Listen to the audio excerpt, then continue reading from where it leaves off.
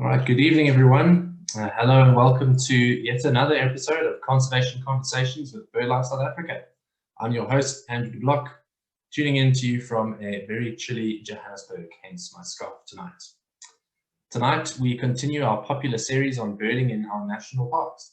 Joe Grosel, one of South Africa's foremost birders and a regular visitor and guide in Mapungubwe National Park, is going to tell us about this underrated destination. But before we hear from Joe, I need to let the audience know tonight that we can communicate through the Zoom chat room, and any questions for our speaker can be posted into the Q&A box throughout the webinar. If you're watching us on Facebook Live tonight, you can use the comment feed for your comments and questions. Our speaker will answer these at the end of the webinar. We're on all of the major social media platforms, so do get in touch with us using the hashtag Conservation Conversations to let us know you're tuning in. If you've missed any of our previous episodes, they're all available on the BirdLife South Africa YouTube channel, as well as our podcast. We'd like to ask all of you to please subscribe to our YouTube channel, and that will help us to grow support for our webinar content. BirdLife South Africa is very proud to produce this weekly webinar series, but it does not run without its costs. If you are enjoying this series and have found the content interesting and entertaining, why not consider dropping us a small donation towards our ongoing efforts to bring you new and exciting content that is free for all to learn and enjoy. You can simply scan the QR code on screen now, or you can visit the Conservation Conversations website to find the link to the donations tab. We are extremely grateful to all of you who have supported these webinars so far. We could really have not done it without you. BirdLife South Africa's Conservation League Donor Competition is back, and all existing and new members who join our organization as a Conservation League donor before the 31st of August 2021 will be entered into the draw to win a 4-night stay at the very impressive Zimbabwean Private Game Reserve in northern KwaZulu-Natal for 2 people. Show your commitment to giving conservation wings and win. Contact our membership team, membership@birdlife.org.za, to find out more. And now on to some of our upcoming events. We're gearing up for our virtual African Bird Fair, which is returning to your screens. And this year it's set to take place on 30 and 31 July 2021. We're going to be releasing a whole lot of information in the coming week. Be sure to watch BirdLife South Africa's media channels to find out more about the program, the speakers, the sponsors, and everything that you can expect at the virtual African Bird Fair 2021. BirdLife South Africa's annual Jackpot birding competition is back, where you stand to win a 100,000 Rand cash prize with an additional 3 prizes of 10,000 Rand each. Entry into the draw is only 500 Rand with only 1,000 tickets up for grabs, which is pretty incredible odds on that size of the prize.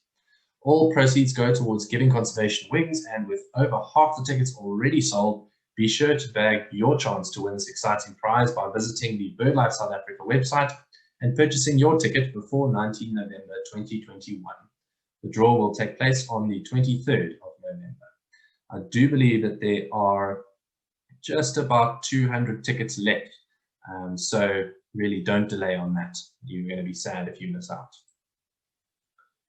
So BirdLife South Africa is also very excited to advertise our weekend breakaway with eco training in the Mapungubwe concession. Situated in the northern extreme of the Kruger Park, Mapungubwe is considered one of the best, if not the best, birding location in South Africa, with specials like rackle-tailed roller, Pell's fishing owl, Arno's chat, 3-banded courses, and many, many more. The weekend of 13 to 16 August is now open for bookings and will cost you a mere 5,400 Rand per head for 3 nights, inclusive of all board and lodging, as well as activities. For bookings and inquiries, you can email projects@ecotraining.co.za. Alternatively, you can also contact me. So lastly, next week, Wednesday, the 9th of June, the mother of Conservation Conversations, Dr. Melissa Whitecross, will be launching LBJ's Made Simple along with author Doug Newman. To register for this exciting launch, you can hit the link that I will post in the chat box as soon as Joe has started his presentation. And now on to our main event for this evening. Tonight we continue our monthly series on birding within the South African national parks. This popular series has already featured Kruger, Kalahari, West Coast and Addo National Parks, and next up is the famous Mapungubwe. Taking us on a tour of this dual national park and UNESCO World Heritage Site is one of South Africa's foremost field birders, Joe Grosel. Joe, or Joseph Grosel, grew up in the far northeastern parts of South Africa, where from a very young age his passion for the natural environment was established. His tertiary qualifications lie in the fields of environmental conservation, wildlife and rangeland management, and an MSc degree in zoology and ornithology.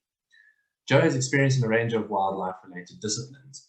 He spent time in the Kruger National Park's Wildlife and Ecological Research Unit, worked as a regional ecologist for local government, as a game reserve manager for private and state-run game reserves, and has also worked in the fields of wildlife capture and translocation, game lodge management, and wilderness trails guiding. Because of his love for the Limpopo province and its great avian diversity, he's been instrumental in training and mentoring bird guides and establishing birding routes, bird clubs, and bird watching sites throughout the province. Joe and his wife Lisa live near the city of Polokwane, where they run Tembili Ecological Services, a small company that specializes in ecological solutions, environmental consulting, nature training, and specialized nature-based tourism. Joe has designed and led birding tours and safaris across sub-Saharan Africa for more than 25 years, and he still enjoys every excursion just as much as his clients do. And having been on one of Joe's recent raptor courses in the Kruger National Park, I can tell you that we are in for a real treat tonight. So, Joe, it's come the time for me to hand over to you. You can unmute yourself and show us your face if you so choose, and you can kick off with your presentation. Thanks for joining us tonight, Joe. Thanks very much, Andrew. Let me see if I can get this going.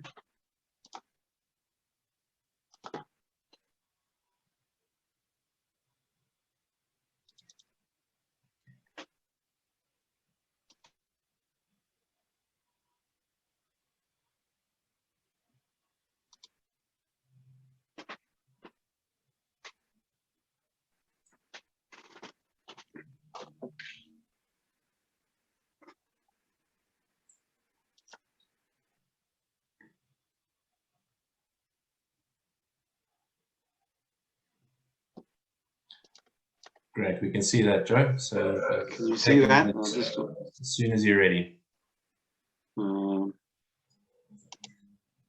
Just want to get in the presenter's view. There we go. Perfect. Right. Yeah, thanks for the intro there, Andrew. I hope I can live up to that that glowing reputation you just gave me.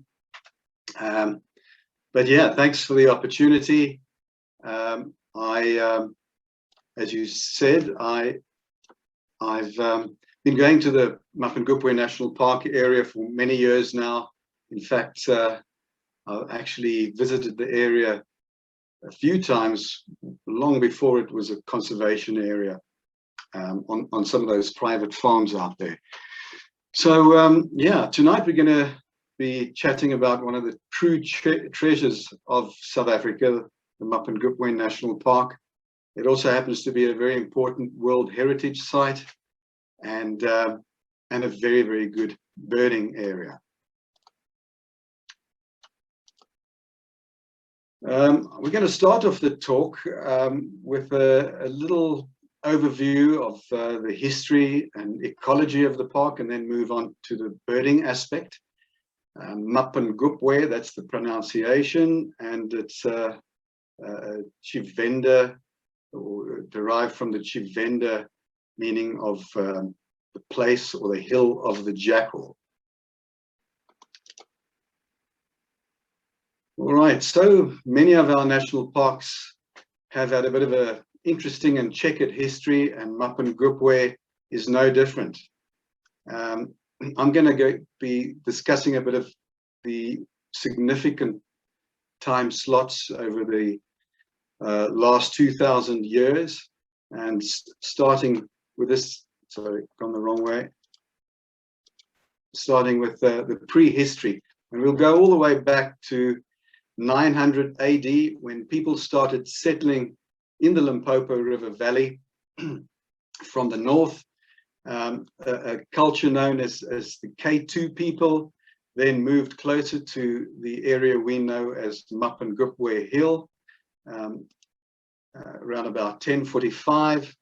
And yeah, the place was very different then to what it is now. The area had a higher rainfall. I suppose the Limpopo River itself may have been navigable. So the people at Mapangupwe were not only pastoralists, but were traders too. In some of the archaeological digs, the archaeologists unearthed many traces, beadwork from areas as far afield as China and even Indonesia. But it's well known that this culture of Mapangupwe also traded with the Arabs. So yeah, it's around about the European medieval times or the Middle Ages when this all happened. So as you can see there, and if you can do the maths, unlike I can, but it's around about 200 years that this very ancient civilization was living around the Mapangupwe area. And then yeah, they left at about 1230 plus minus, and it said that they moved up into the Zimbabwe region and then settled near Masvingo. So these people may have been the folks that started up the Great Zimbabwe area, and an area we know as the Zimbabwe ruins. All right, that's what Mapangupwe Hill looks like today. In the past, during the K2 culture, it was a bit of a hierarchical society with the royals and important people living on top of the hill, the commoners living in a fairly large settlement around the base of the hill. And if you do take a trip to Mapangupwe and do the heritage tour, that will all be explained in great detail. Moving on to the modern history, which starts back in 1922 when General Smuts and a very good friend of his, a botanist by the name of Iltitepole Evans, did some botanical surveys, and Jan Smuts was a keen naturalist himself and a great visionary. He then bought up a few farms in the area and proclaimed the Dongola Botanical Reserve. Around about 1932, a student from Pretoria discovered some of the artifacts up on the Mapangupwe Hill and brought it to the attention of the archaeologists at Pretoria University, and that obviously drew the attention of politicians and treasure seekers alike. The farm Greefswald, which is part of Central Mapangupwe National Park, was then purchased by the government, and the University of Pretoria started excavations, archaeological digs in that area. Around about 1947, the Dongola Wildlife Sanctuary was proclaimed by President Smuts, or Prime Minister Smuts, and it comprised of several farms, about 92,000 hectares, which is about 4 times larger than the current Mapangupwe National Park. In 1949, that's just after the National Party took over from the United Party. Jan Smuts was ousted, and yeah, it didn't take very long. A year later, the sanctuary that was established was deproclaimed, and once again became farmland. So essentially, the Mapangupwe National Park was proclaimed and deproclaimed twice. Getting a little closer now, 1967, a provincial nature reserve was proclaimed, also consisting of the Greefswald farm. And in 1973, when things heated up along the Limpopo border, the Defence Force came in and established quite a few army bases along that section. And there's still signs of those military camps up at the confluence area, the day visitors picnic site, and the lookout points that are around that area. The Vembe Dongola National Park was then proclaimed in 1998, and the Mapangupwe cultural landscape received World Heritage status through UNESCO. In 2004, the park was renamed the Mapangupwe National Park and officially opened on Heritage Day of that year. Right, so that's a bit of the history. I hope I got all the dates right. Where is Mapangupwe? Well, you can see the 3 southern African countries of South Africa, Botswana, and Zimbabwe. And right at that junction where the 3 countries meet, around about there, that's where the park is situated. How to get there? Well, there are no large airports anywhere near the place. The closest is Polokwane Airport. And so I guess it's a matter of flying into the Polokwane Airport or driving up the N1 from Pretoria. And once you get to Polokwane, there's an option of going up the N1 to Messina and then onto the R572 road, which links Messina and the Pontdrift border post. Alternatively, you can travel up the R521 via Mokwadi, which used to be Dendron and All Days, to the Pontdrift R572 junction, and there you take a right, and the main gate of the national park is situated on that road. And once you drive onto this route after negotiating a very potholed stretch between All Days and the turnoff, one is intrigued by the beautiful change in landscape. You travel through swathes of shrub Mapani that many of you folks are familiar with in the northern parts of Kruger, and you get to the Limpopo Valley, and what greets you there are these beautiful sandstone outcrops and lots more wildlife. All right, so let's have a look at the map of Mapangupwe, courtesy of Sand Parks. So as you can see there, the green shaded areas, that is the park, and it makes up about 28,000 hectares.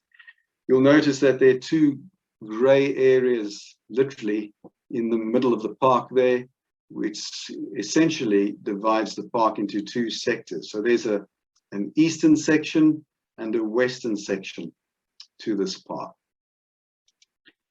Right, the neighboring land uses and conservation areas. Well, fortunately, the park is surrounded, or virtually surrounded, by conservation areas, and I'll point them out with these little red dots. So directly to the west are several large private reserves, around the southeast as well, including a large area called the Mapesu Game Reserve. Directly south of the park is the Venetia property, of which a large chunk is set aside for conservation purposes. In fact, it may even be slightly larger than Mapangupwe National Park itself. Directly to the north and just across the river, the Limpopo River, into Botswana, is a large conservation area called the Northern Thule Game Reserve, and within that are several well-known lodges and reserves, including the Mashatu Game Reserve. North of that is a area called Thule, or the Thule Circle. It belongs to Zimbabwe, and also affords the wildlife and ecology in general some sort of conservation. Yeah, and then there are 2 large private farms to the northeast of the park in Zimbabwe. Sentinel and Nottingham are both commercial farms, but they also have large swathes of protected areas and do a lot for conservation in that area. Directly to the north of the park in Zimbabwe is communal land called Maramani. So this entire area is known as the Limpopo-Shashi Transfrontier Conservation Area, and for many years it's been the aim of various stakeholders in that area to proclaim this transfrontier park. So the visitor facilities, let's go through those. Well, the Mapangupwe main gate and reception area, as I mentioned, is on the R527 road, which is about 70 kilometers from Messina in the east and 68 kilometers from Aldays, which is situated southwest of the park. A very important note is that there are no filling stations anywhere near the park except in those two centers. Although there's a small shop at the visitor center, it only has the basic commodities, so I would reckon that one would have to be fairly self-sufficient when visiting Mapangupwe. All right, the accommodation in the eastern section of the park, there you get a sneak preview of one of the swimming pools.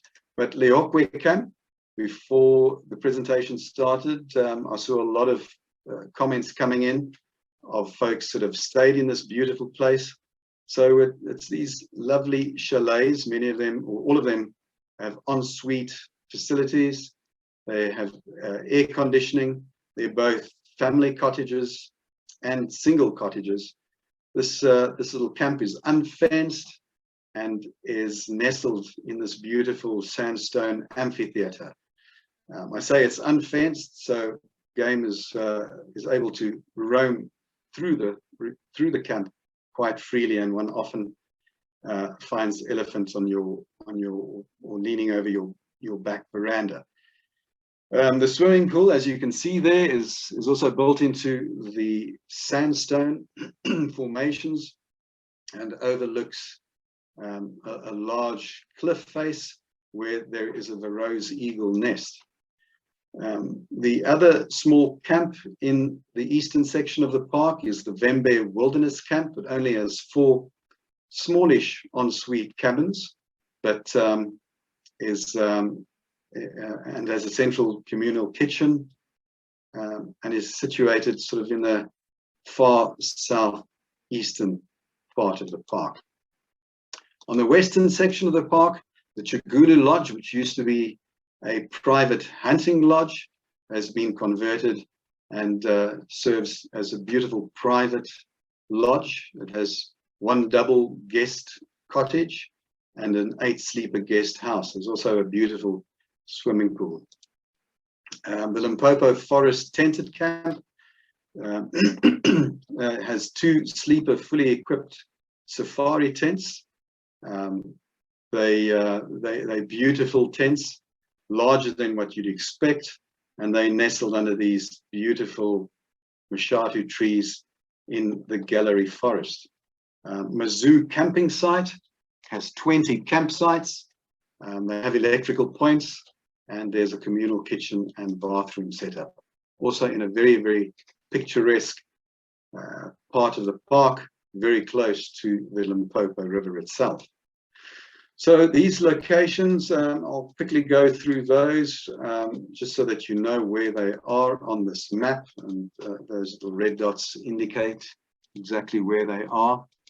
A new addition, I can't wait for this one to come through, is the acquisition of the Little Muck private lodge that used to belong to the Venetia mine, but has now been taken over by Sand Parks, and they're currently settling in there. I suppose before long we'll be able to make reservations in the Little Muck section of the park. All right, so accommodation outside the park, in case you've lucked out on accommodation in the park. It's very often, particularly during school holidays, that the park is fully booked. There are alternative camps outside the park, 2 of which I'm going to mention here. One is the Mapungubwe Private Game Reserve, which has a host of accommodation options. There's a self-catering lodge, a beautiful wilderness tented camp, and then a campsite. Mapungubwe is situated about 6 kilometers to the east of the main gate. Kayoksa Bush Camp is situated to the west of the entrance gate, about 15 kilometers down the road. It has self-catering cottages and safari tents.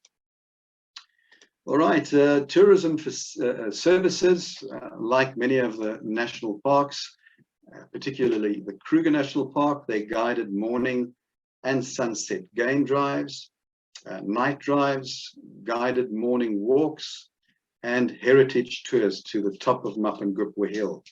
A must-do activity if you do spend a few days in the park. Other visitor facilities and attractions in the park include a beautiful day visitors area where one can spend several hours walking around. It's also unfenced, and there's some beautiful boardwalks and pathways to scenic areas from this site. The Limpopo Treetop Boardwalk is well known to many birders. It unfortunately has shortened over the last 10 years. It started off as this beautiful, I think it was around about 180 meters long. The Limpopo River had other ideas, and over the course of the last 10 years, I think there've been 3 or 4 big floods, and unfortunately this boardwalk is reduced to about 60 meters or so, but still offers some excellent birding along that short little stretch.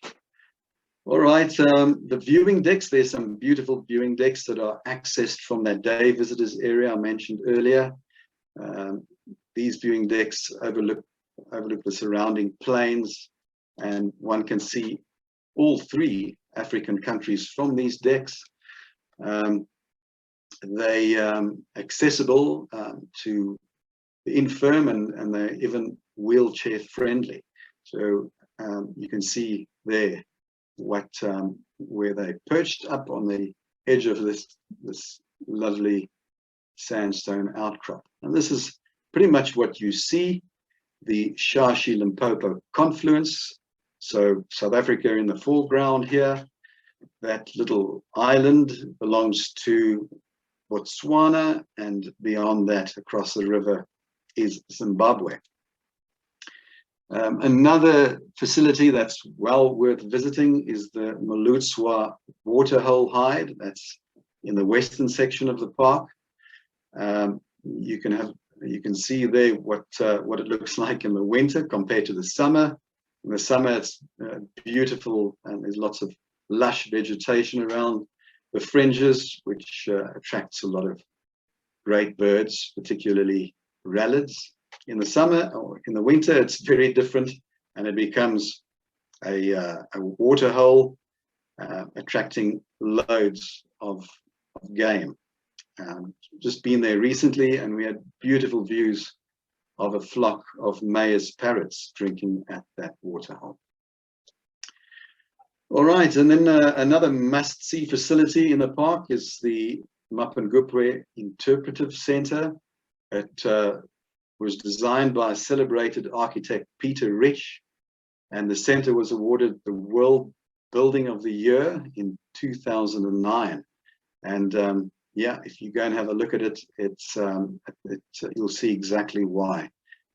Truly a magnificent piece of architecture there. The 1,500 square meter facility houses some very, very interesting exhibits. The artifacts that have been collected over the years, they displayed there, including the famous golden scepter and the little golden rhino, which has made Mapangupwe world famous, and which is depicted in many of its advertising material. All right, yeah, special birding events. If you prefer visiting the park as part of an organized group, the Sandparks Honorary Rangers conduct special trips there, and these are very informative and most enjoyable, particularly when I lead them. But I know of 2 HR regions that often undertake weekend outings to the park. So let's move on to Mapangupwe's natural attractions. And as you can see, there are the most wonderful rugged vistas throughout the park. They're fascinating geological features, particularly the sandstone outcrops. And driving through the park, one gets this most amazing feeling that you're traveling through a bit of a moon landscape at times. There's some stunning outcrops and weathered limestone and weathered sandstone outcrops. In the evenings, the sandstone cliffs take on this beautiful orange glow. Yeah, there's a prominent large sandstone pinnacle in the Greefswald section of the park, and it so happens that the architect or the designer of the Voortrekker monument in Pretoria, Gerard Moerdijk, who owned a farm close by, which now forms part of the park, may have been inspired by this large pinnacle. And then the vista from one of the viewing decks near the Day Visitor Center produces this view. I'm not sure if you can pick up those little pinnacles. They're not so small. Some of them are over 2 meters high. They often termed the Stone Army, and they're said to be petrified termite mounds. If you look further afield there in the distance, that large flat-topped hill is the famous Mapangupwe Hill.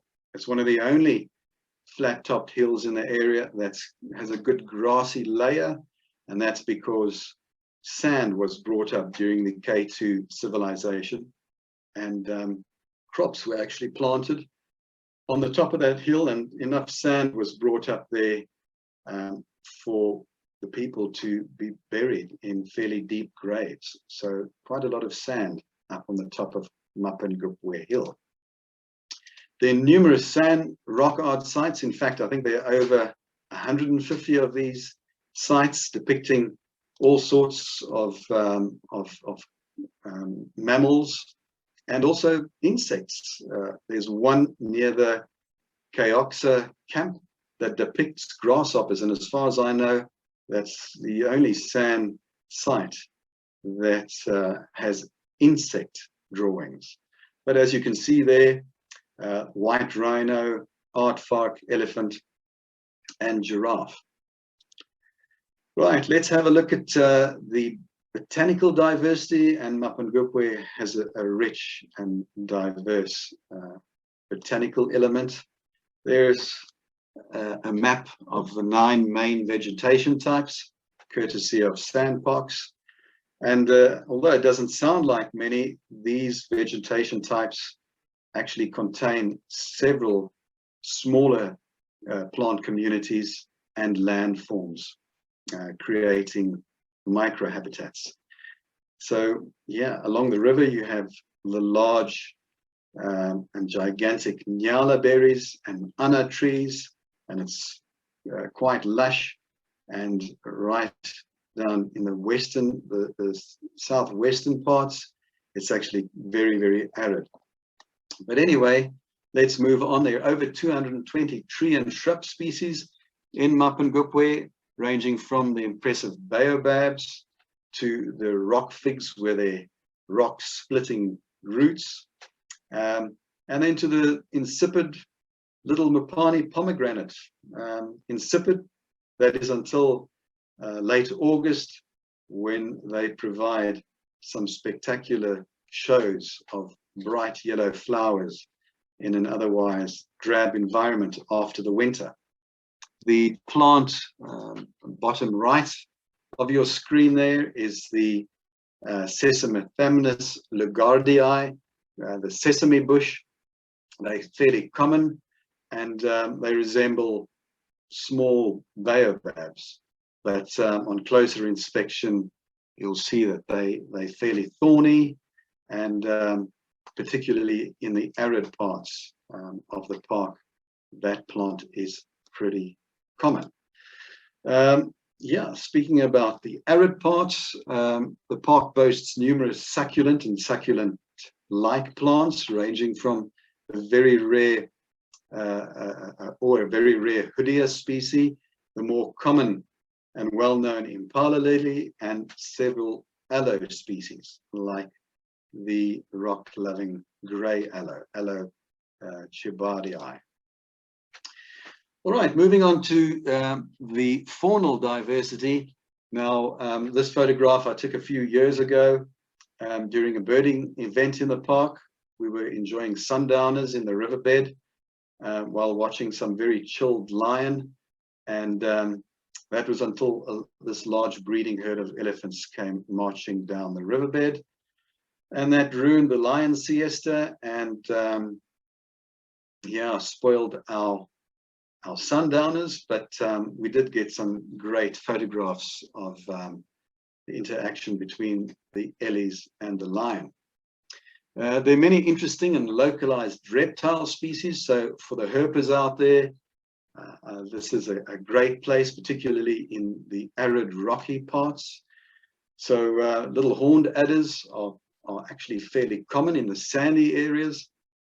So are those interesting little barking geckos, bottom right of your screen.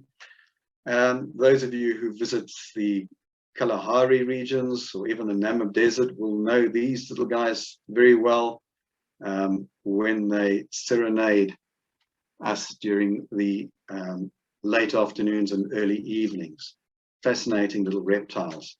Bottom left is a very localized gecko species, the Stevenson's dwarf gecko, with its characteristic little black spots down the flanks.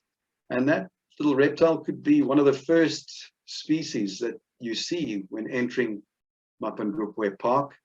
They're all over the walls and rocky outcrops around the reception area.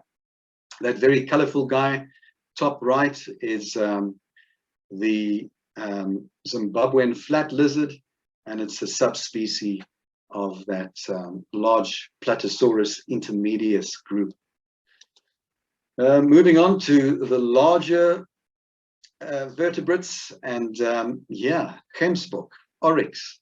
So it's quite interesting seeing oryx in amongst Mapani trees. Well, in Mapangupwe Park, you do see that. So there are quite a few species, mammal species that is, from the western arid regions, the Kalahari type habitats that are found in the park itself. And yeah, these overlap with many of the tropical low veld and eastern antelope, like the sharp's gracebok, diminutive little thing that occurs in the Mapani shrubland and the riparian habitats. Bushbuck are fairly common along the riparian sections. Nyala aren't that common, but we're starting to see more and more of these along the Limpopo River. And then no visit to Mapangupwe will be the same without beautiful views of klipspringer. You should see those. They virtually on every outcrop, particularly in the eastern section of the park.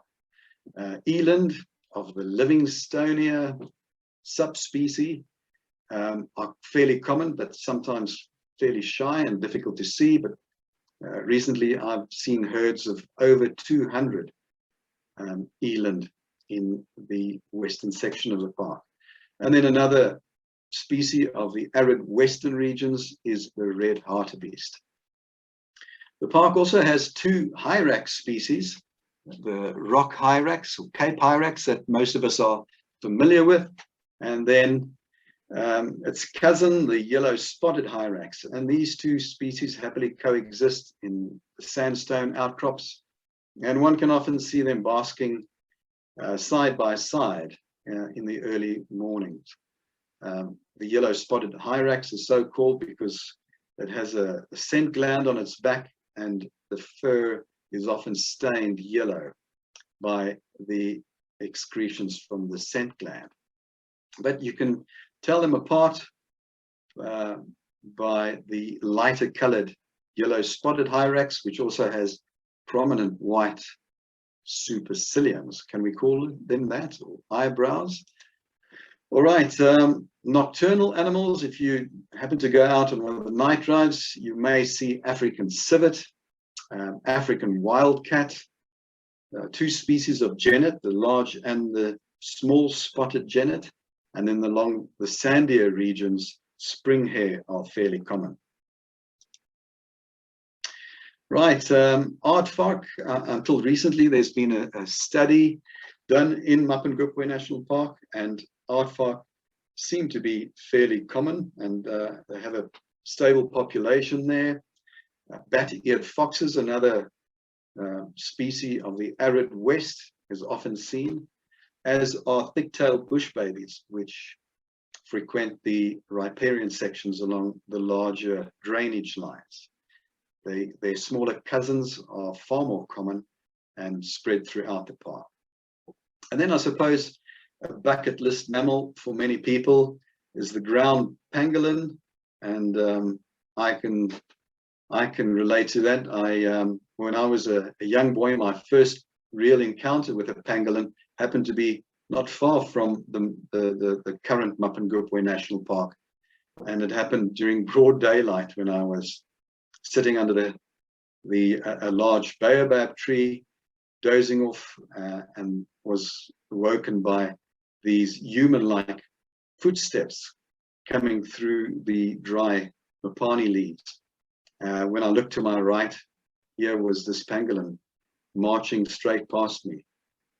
Certainly a great experience. So there are pangolin in the park, and I believe one was recently seen very close to Lehokwe camp. Both large spotted cats occur in the park, and the habitat, the rocky habitat, is excellent for leopard. Both Southern African hyena species occur, and camera traps have revealed that brown hyena are actually plentiful in the park itself. Then there are mega herbivores, hippos in the rivers, a small population of white rhino, and then elephants, lots of elephants. But we'll get back to those later on. All right, and I think I've just about run out of time. So should we continue with the birds? Suppose we can, hey? The bird life of the Greater Mapangupwe National Park. There is no official bird list that I'm aware of, but one that I've been keeping over the years is over 401 species, of which about 70% are resident birds, breeding residents. There are about 31 intra-African migrants, 38 Palearctic non-breeding migrants, about 30 occasional nomadic visitors. These are birds that often come in from the west, species like grey-backed sparrowlarks and lark-like buntings. And when the river is actually flowing, finfoot, African finfoot, are often seen. And then 3 introduced species, I'm sure you know which those are. 19 vagrants have been recorded, particularly around the wetlands of the park. As a fairly small park, it's quite significant that it conserves over 30 red darter threatened species. So in the threat categories of critically endangered, endangered, vulnerable, and near threatened, there are representatives of all those categories, including saddlebill storks, which are endangered, Martial eagles, also endangered. Both species breed within the park. And then all the sort of bush felt, low felt associated vulture species occur in the park, many of which breed there. Critically endangered white-backed vulture on the far left there, and there are a few hooded vultures in this image. They critically endangered. Cape vultures from the nearby Bloberg vulture colony are endangered. So are the large lappet-faced vultures.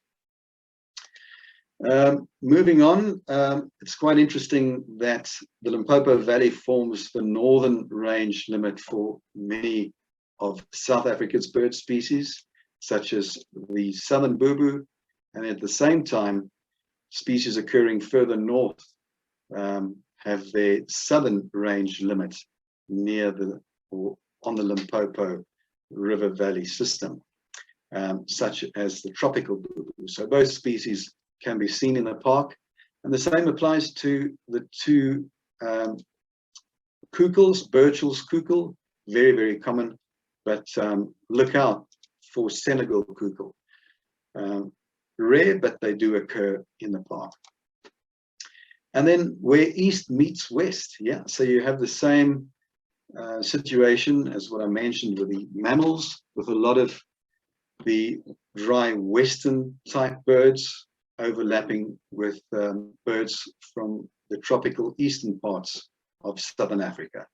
And examples of those are African red-eyed bulbuls and dark-capped bulbuls, which are found in virtually the same area. They just happen to frequent different microhabitats. Black-chested prinia and tawny-flanked prinia both occur. Southern pied babblers, particularly in the far western section of the path. Arrow-marked babblers common throughout the park. And then the two chanting goshawks, both dark and pale chanting goshawks, occur in the park. So have a good look at the chanting goshawks when you do visit the area. They do overlap, and there's even evidence of hybridization between those two. And then the scrub robins are well represented there. The bearded scrub robin that uses the Limpopo River as a conduit all the way from the far eastern sections of the country, and then the Kalahari scrub robin that frequents the drier regions. White-browed scrub robin is very common throughout the park. So some of the other Mapungupwe avian attributes, there's 6 nightjar species, including European and very common fiery neck nightjar, but pennant-winged nightjars have also been seen in the park. There are 10 cuckoo species in the summer, including these two and the much sought after thick-billed cuckoo. Lots of raptors, 49 diurnal raptors to be exact, and a host of owls, 10 owl species. Little chicree in the middle is one of 8 accipiter species, so they're pretty well represented, as are the eagles. And then there are a few interesting birds, including European honey buzzard, bat hawk have been seen, and cuckoo hawk breed in the large woodland areas adjacent to the Limpopo River. So let's go through the major avian habitats and some of the associated species. There are just so many. I've just chosen some of the important ones, and yeah, some of those that I have good photographs of.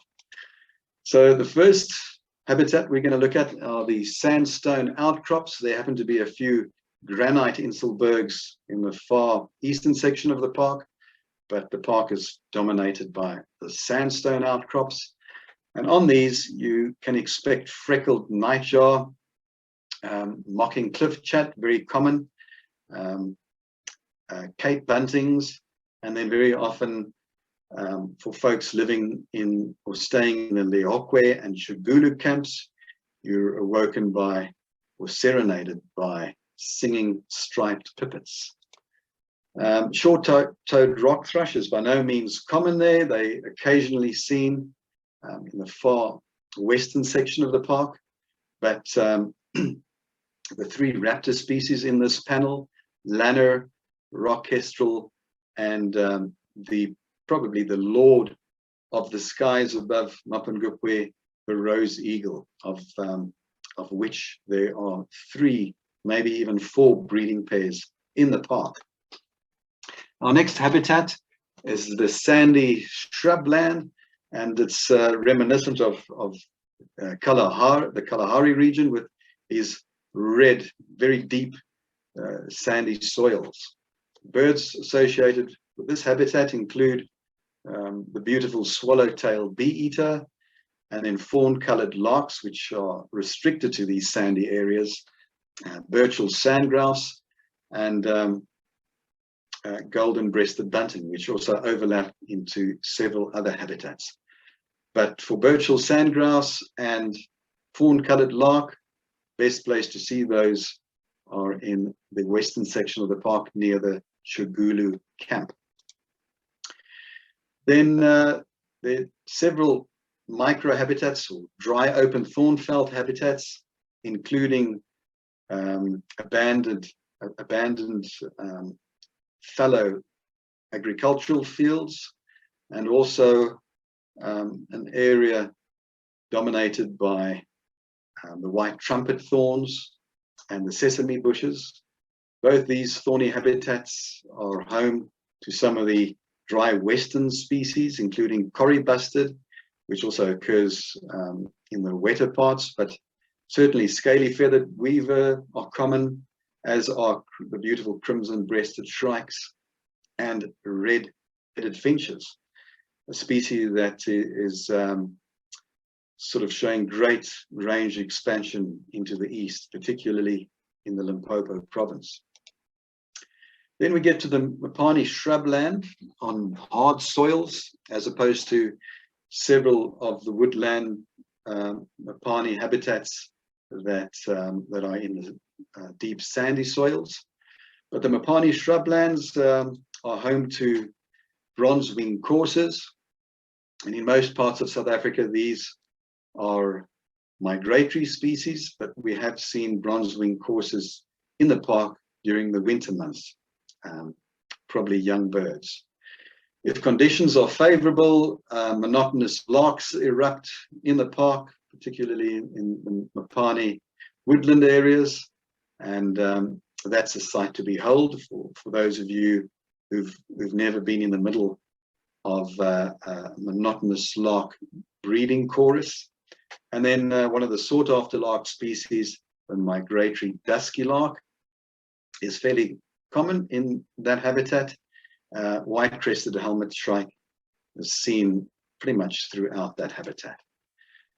In the summer, the beautiful carmine bee-eaters descend on the park, and this is one of their preferred habitats. Double-banded sandgrouse are fairly common, as are the very vocal striped kingfishers and the beautiful red-headed weavers. Moving on to the riverbed and the vegetated banks, particularly along the Limpopo River, where one could expect some larger species such as saddle-billed and yellow-billed storks. African open-bills are often present, and then the very localized white-crowned lapwings can be seen along the riverbed. There's an interesting symbiotic relationship along the riverbanks of the Limpopo River between Horace swift and white-fronted bee-eater. There are several bee-eater colonies along those banks, and Horace swifts often use the bee-eater nests to roost and to breed in. Then white-fronted plover is a common bird along our coasts, but there's an inland subspecies, the Mahawi subspecies, which one can see along these riverbeds as well. If you're lucky, On a night drive or an evening drive, you could see white-backed night heron, which hides up in the riparian thickets during the day. Seasonal pans and floodplains. So when the area does receive good early spring rains, quite a few of the natural depressions fill up and become inundated, and several bird species descend on those habitats, including Allen's gallinule, greater painted snipe, which are still around the park in fairly good numbers at the moment. African crake and dwarf bittern are typically attracted to inundated bushveld pans. And then impoundments in this arid area, one wouldn't expect large bodies of water, but there are a few on the Samara or Samaria section of the park, and one could get special permission to visit this section of the park. There is a contract with the previous landowner to continue farming in this area, so there are commercial citrus orchards, and these are irrigated from the large dams on that property. But they also attract good numbers and some very special birds. There are obviously lots of fish in those dams, so they attract the likes of herons and large storks and so on. African jacana are very common in those dams, as are lesser moorhens, particularly this season. We've seen lots of them. And then the dams attract a few vagrant species, including rufous-bellied heron and pink-backed pelicans, which are there at the moment. There are alluvial communities, which are essentially areas covered in thornfelt and that have very little ground cover. This is one of them, an alluvial sort of saline area, which is fairly common close to the river in the eastern section of the park. And then there are these Salvadora shrublands, which have a more clay-based substrate. But both these habitats, particularly during the winter months, have very little grass cover and good shrub cover. And they attract species like the tiny little grey pendulum tit, one of the smallest bird species in the country. Cutthroat finches are exceptionally common in that habitat. In the summer, olive tree warblers visit the area for the entire summer. No olive trees there, but lots of acacias, and that's the best place to find them. Driving through that area, just listen out for their characteristic raspy call. And then I suppose one of the most sought after and the biggest target for birders visiting Mapangupwe, even more so than Powell's fishing owl, is the three-banded corsair. This habitat is possibly the best area to see these birds in. So if you take an evening guided drive, or you stay out a little before, just after sunset, which you sometimes can in this park, you might be rewarded with the sighting of these very special birds. Then by far the most productive of the habitats in Mapangupwe are the riparian forests and the adjacent gallery woodlands, some very tall woodlands along the Limpopo River. It's also a favorite feeding site for many breeding herds of elephants in the area. Both the Limpopo Valley specials, I suppose you can call them that, tropical boo-boo and Meaves starling occur in that habitat. In the summer, pygmy kingfishers are seen quite frequently, and for the folks who have spent some time in the forest and tented camp and the campsite itself would have been awoken by the strident calls of the white-browed robin chat long before the dawn chorus starts. Right, another characteristic call of the area is the morning collar dove. A lot of folks might know the species from camps in the Kruger National Park. Mourning collar doves, pretty common in that area. Mayor's parrots are also picked up by call, very vocal birds indeed. And then probably one of the specials in the park are the thick-billed cuckoos. You often hear them calling around about late November, early December, and they are the brood parasites, and their hosts in the next slide to the left are the Rhett's helmet shrike. So they are two closely related species, particularly in the early summer. A few more birds occurring in those tall woodlands around the Limpopo River. Quite a few woodpecker species, including Bennett's woodpecker. Grey-hooded kingfishers are heard at the onset of summer. So are the broad-billed rollers, very vocal, noisy, raucous birds when they first arrive.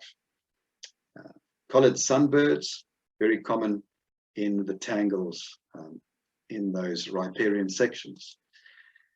The area is also frequented by several raptor species. African cuckoo hawks breed in those riparian sections. The large ana trees make perfect nesting sites for white-backed vultures, and there are several small colonies. Small and large owls, the African barred owls, often heard, particularly at the forest tented camp, and so is the Pell's fishing owl. Yeah, so the success rates, as I gauged in the comments before the presentation started, is about 50% of folks who visit Mapangupwe who actually do bump into Pell's fishing owls. But a good tip is to go on the morning walk, and there's some excellent bird guides that take you on these walks, and they know exactly where to find Pell's fishing owl. I know of at least 2 pairs in the eastern part or eastern section of the park.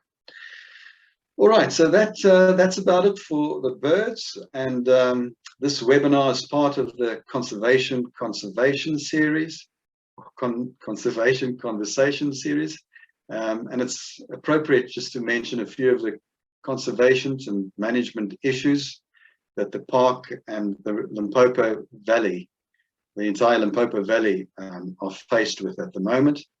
So there's some unusual internal challenges, including rampaging cattle that come across the river from the Mapani settlements in Zimbabwe. And sometimes this could be annoying, but I'm glad to report that Sand Parks have employed a few cattle herders of their own, and I think there are 2 motorcycles that patrol the boundary, or the what used to be the old foot and mouth fence, the veterinary control fence, which is no longer there. But yeah, I think cattle moving into the park is a thing of the past, which I'm very pleased about.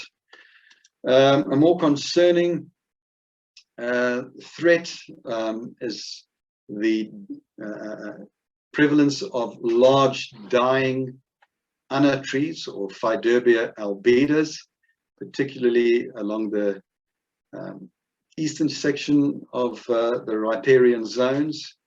And there are various research bodies that are looking into this. I know SAON has been doing long-term monitoring of these trees. And yeah, it could be a combination of several factors, including damage by elephants, which debark these trees. But I think a greater threat to the large riparian trees is the extraction of subterranean water, and there's some extensive well fields literally sucking the underground water resources dry. Millions of cubic liters of water is pumped to the nearby diamond mine, which could be a contributing factor to the death of many of these large trees, which is very unfortunate. Yeah, the burgeoning elephant population that's literally streamed into the park once the veterinary fences were taken down about between 15 and 20 years ago. And this large elephant population is a direct threat to several tree species, including the coniferas, which used to be very common in the park. And yeah, they're threatening the large baobab trees too, of which there are about 400 large specimens in the park. And if things are left to continue, there won't be many large baobab trees left in the distant future. I'm glad to report that there are a few NGOs and concerned individuals that have been sponsoring diamond mesh fencing or wire, and that seems to be working. The trunks of these larger specimens are wrapped with diamond mesh, and that makes it much more difficult for the elephant to debark or to strip the outer fibers of the baobab trees, or to gouge out the trunks themselves. So glad to report that the park is being proactive in combating this threat. External challenges, and these are probably more prevalent and more concerning at this point, despite being protected by some very important legislation. I just want to go back to that slide. Yeah, there's some very important heritage and conservation legislation that protects the park. Mapangupwe and the surrounding region is under siege from prospective mining activities and developments in the area. It's always funny that there seems to be rich mineral deposits very close to threatened ecological areas and sensitive areas. But yeah, let's have a look at those. As mentioned earlier, directly to the south lies the current Venetia open cast mine, which is a diamond mine, and they've moved into the next phase of shaft mining.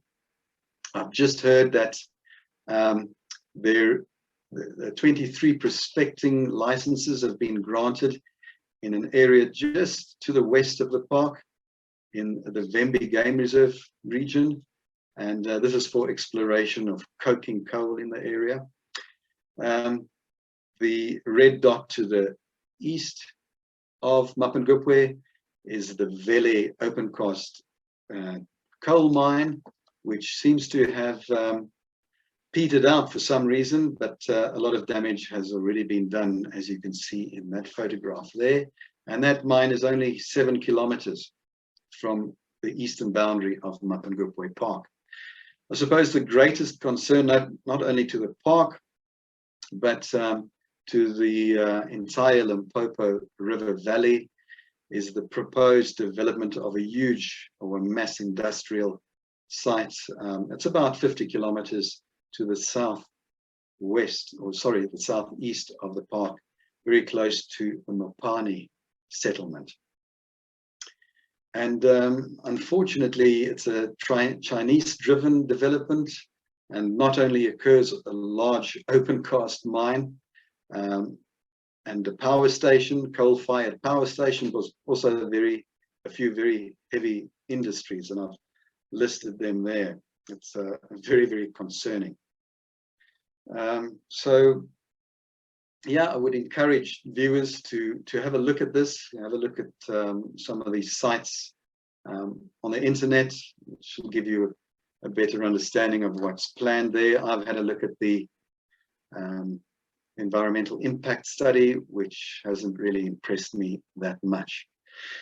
So yeah, the more people that know about this, I suppose the better in trying to prevent a development that will be possibly larger than the Vaal Triangle's industrial developments. Anyway, I can't end off this presentation on this rather depressing note, so we're going to ease into the home straight with a few nice scenic images of Mapangupwe. Yeah, I'd just like to say what this park means to me. It's more than just a national park. It's a place of great presence, and one doesn't just admire the natural beauty when you're there, but you feel a real connection with the earth in these beautiful landscapes of this spectacular park. It also happens to be great birding, so I encourage folks that haven't visited the area to come and see the baobabs and the beautiful sunsets of Mapangupwe National Park. So I hope you've enjoyed the presentation. Thank you very much. I'd just like to acknowledge some of the photographers, Sarah, Michael, Mark, and Jody. Thank you very much. And thanks, Andrew. I'm going to go over to you. I just want to see how to get out here. Or are you going to override me? There we go. Thanks, Joe. Thank you. That was really, really fantastic. I think we all appreciated your holistic, integrated overview. I think you kind of captured it at the end there. Mapungubwe is a great birding destination, but it's also so much more than that. So I think it's great that you gave us all that extra information. It is a UNESCO World Heritage Site, and I think it's one of the places South Africans should try to get to at least once. And everyone in the chat box who has said that they have been to Mapungubwe either said that they want to go back again as soon as possible, or they've been back many, many times. So I think that speaks to how important and impressive a place this is. And I think you've done an amazing job sharing your very impressive knowledge of Mapungubwe and all its different facets. So thank you so much for sharing that with us tonight. Thanks very much, Andrew. All right, so we've got just a couple of last things before we get into the questions. If you do have any questions for Joe, you are welcome to pop those into the Q&A box. There are a couple there, and I see the list is growing. And you're also welcome to keep chatting to us in the chat box.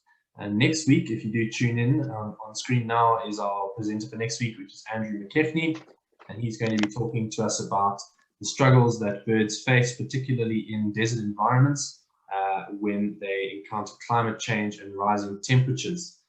So although it's not, I think, the easiest news to hear, it is very interesting and I think good to know. So do tune in next week and join us when Andrew will grace our screens with Melissa next week. Please also remember to participate in the post-webinar survey. This should pop up automatically when you leave the webinar this evening. There's a couple of questions there which would be really useful for Joe and I to have your inputs on, and we do encourage you to just take a minute and fill that in. It literally won't take you more than a minute. So thanks very much. All right, we're going to get stuck into some questions. I'm just going to pull those up here. And I think the first thing everyone wants to know, Joe, is when can they get there, and specifically which regions within the honorary ranges run these trips that you talked about, and how do they get more information? All right, I suppose the best thing would be to have a look at the honorary ranger social media platforms. They often advertise them there. I know the Limpopo region does at least one trip there a year. I'm sure they could do a lot more, particularly with international travel that is no longer happening. I think a lot of tour guides like myself will help out, and you probably see more honorary ranger regions doing trips to Mapangupwe. I think the other regions are possibly one of the Pretoria regions and the Ellis Russ group. They do it too. Okay, thanks for that. And a couple of people have asked, what, in your opinion, is the best time of year to visit Mapungubwe? I think particularly from a birding perspective. Yeah, well, it's a tricky one. The area, the Limpopo River Valley gets exceptionally hot during the summer, but if you can put up with that, I suppose, yeah, anything from about October through until January is a great time of the year. But then equally in the dry season, one gets to see all the resident birds. And because it's that dry, the waterholes are a great place, not only to see game, but great for birds as well. Then there are those summeria wetlands, which in the dry season attract loads of water birds, which are concentrated in that summeria area during the winter. So yeah, weather-wise, much more bearable in the winter months, but if you want to see the birds, summer over November, December, January. Yeah, I think I back that. And also, I think if you do go in summer from a birding perspective, get out early, enjoy the first few hours of the day, and then just camp out by that magnificent rock pool at Liokwe.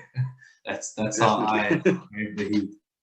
Okay, Aidan McGivern would like to know how many nights or how many days in the park would you recommend as a minimum to try and view and experience the different facets, and as well as how long you should be there?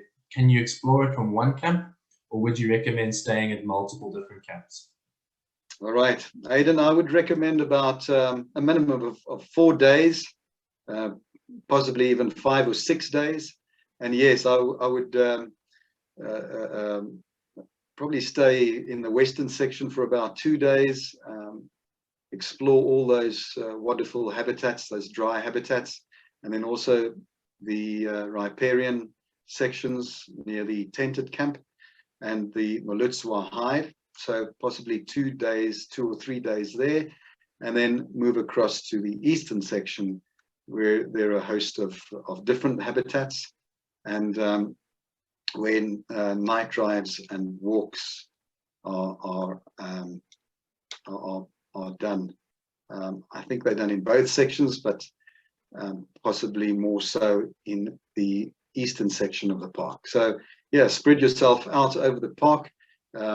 Chigoodon camp is great for the deep sandy areas, the tented camp for the riparian sections, and for those beautiful sandstone outcrops, and for the chance of seeing Powell's fishing owl, probably Liokwe camp. Great, thanks very much. And I see Rod Bell has posted in the chat box, and he didn't send it to all the attendees, but if you do want more information on the Honorary Rangers weekends, he says you can visit www.sandparksvolunteers.org, and those trips will be posted there. So thanks, Rod, for sharing that information with us. I think that's going to be very useful. Aidan actually has a follow-up question about the trip planning, and he wants to know if there are any 4x4 routes that one should look at doing while you're there. Yeah, I actually forgot to mention those. There's several eco routes into some of the remote sections of the park. So yes, certainly some great 4x4 routes in around Liokwe camp. I recently went on one of those and bumped into a pride of lions, and have seen leopard and obviously great bird sightings too. Fantastic. Jill Richards would like to know the 3 species you listed as being introduced and didn't name. Can you clarify those for her, please? All right, so unfortunately, common miners have made their way all the way up to the Limpopo River Valley and well beyond that now. So yeah, one does often bump into common miners. I have seen house sparrows in many of the camps, and particularly in the around the farmsteads that are still occupied in the park. And then from time to time, rock dove, feral pigeons fly into the park. Possibly not feral pigeons as such, but more like racing pigeons that have lost their way. But I know near Pontdrift, the Pontdrift settlement, there are rock doves that that are possibly even breeding there at the local border crossing there. Okay, great. There's a couple of people, Penny and Eleanor Mary, who want to know, do you advise people to take 4x4 vehicles, or can you get around in regular kind of sedan cars? Yeah, the roads do become quite tricky. I think the greatest challenge is not in the park itself, but the provincial roads leading to the park, particularly from Messina and from Alldays. So yeah, bear that in mind. Very low, small cars with low profile wheels won't do well on those sections. And then in the park itself, one can use a sedan, but I would recommend a vehicle with high clearance. You may not even need a 4x4 if you're not going to be traveling on those specially designed eco routes, 4x4 routes. Great, thanks for that. What should we do next? Leslie Cornish wants to know, did any of the camps or the infrastructure get damaged this year? I assume she means with some of the heavy rains, and have they been repaired if they were damaged? As far as I know, the camps in the eastern section weren't really damaged. There was some damage done to the tented camp, and that has been repaired. There was a little bit of localized flooding at the campsite, but that I went in there the other day, and that seems to be okay.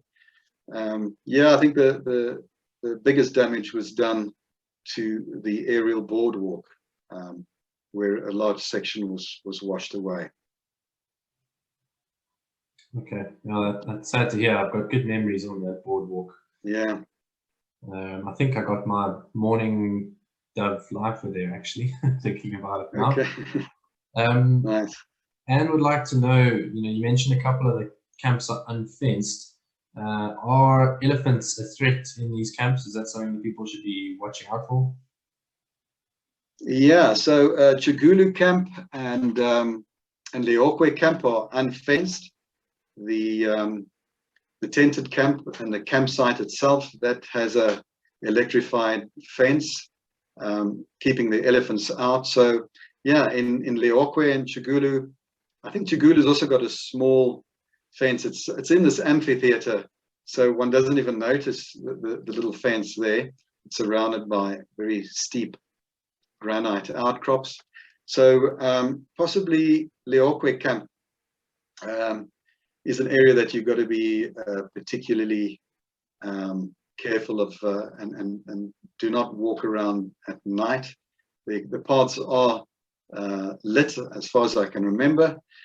But yeah, just take a good look around when you do leave your units in the mornings, and walking between the units and the swimming pool area. Generally during the day, ellies sort of keep their distance. It's at night when they do enter areas like that. I think having been to Leokwe specifically twice, I'm more, I'd say people need to watch out more for scorpions. Yeah. Those UV lights around that camp is crawling with them. It's pretty phenomenal, but I mean, you don't see them unless you're looking for them, I guess. Okay, Louis de Klerk has picked up on the issue of trees being degraded by elephants, and wants to know if you have any opinions on the use of bees to protect the trees against elephants, perhaps. Yes, it has been used in Zimbabwe. I know that many of the rural farmers put up beehives around their fields. So it certainly does work. I know further afield in Tanzania and Kenya, that strategy also works pretty well. I suppose organizations like Elephants Alive can look into that. They possibly have already. And maybe we're not sure whether it's the sound of the bees. I think it could be that, but to come up with some sort of contraption, very small speaker system with a solar charged battery that could be triggered by a large animal like an elephant moving towards a large tree. Maybe one could look into that as well, where the sound of buzzing bees or an active beehive can play, and yeah, that could possibly deter them. But yeah, beehives could work. I suppose one would need loads and loads of beehives to protect all of Mapungupwe's 400 large specimens. But yeah, certainly something to look into, and the NGOs that do conserve the rights of elephants can possibly start looking to that aspect. Thanks, Joe. Heather Davies would like to know, is this park within a malaria area? Hi, Heather. Yes, it does fall within a moderate to high risk area, particularly in the summer. In the winter, it's just so dry that there isn't too much surface water for mosquitoes to breed in. But one can never be too careful. So yeah, I don't want to say don't take your prophylactics, but maybe in the winter just cover up at night and use loads of insect repellent, and then in the summer possibly look into prophylactics. Great, thanks. There are just 2 minutes left before we have our 8:30 cutoff, and there's 3 questions, so maybe we'll just try to burn through these as quickly as we can. Okay. The first is from Christian Bester, and he's asking about the lion population in the park and whether they're under threat in the area. And he says, compared to, for instance, the far north of Kruger, where they struggle given the threats of hunting from across the Limpopo. Yeah, Christian, unfortunately, the lions are under threat in that area. They do move out of protected areas into both rural areas and into private hunting farms. So yeah, one can expect the worst there. But the lion population is fairly healthy in the area. The regional prides move in and out and between Botswana and Mapangupwe. I think they could possibly be 2 large or 2 prides and 2 male coalitions in that area. But they are at risk, unfortunately. Okay, interesting. Gail Boshoff would like to know, well, firstly, she was there at Easter, so not too long ago, and she says she saw lots of invasive plants. She wants to know if you know, are there any plans to deal with these invasives in the park? Is that something you know about? Yeah, I know sand parks have a problem plant division, and they very active in Kruger itself, and I think they assisted by working for water. Yeah, there loads of alien weeds that have come down, particularly after the Limpopo came down in flood this year. So yeah, lots of species, large cocklebur, castor oil plants, and so on. I'm sure the park authority is aware of that, and hopefully working for water could come in and sort out that issue. Great, and the last one is from Lester. Lester would like to know a bit more about the tours of Mapungubwe Hill. Where does one get information about this, and how do you book a tour? All right, the best would be to chat to the folks at reception. That's where the bookings get done. I suppose when you make your reservation telephonically, you could also book for one of those heritage tours. yeah, they often have 3 or 4 going out during the peak season. So they're very, very popular.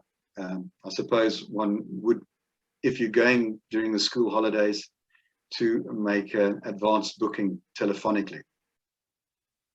Okay, so that's gone 8:30, and we've got through all the questions, so that's perfect timing, Joe. Well done. Great. Yeah, lastly, just there's a lot of really lovely messages in the chat box. People have really appreciated you giving your time and sharing your wealth of experience tonight. So from me and from everyone who tuned in tonight, thank you so much.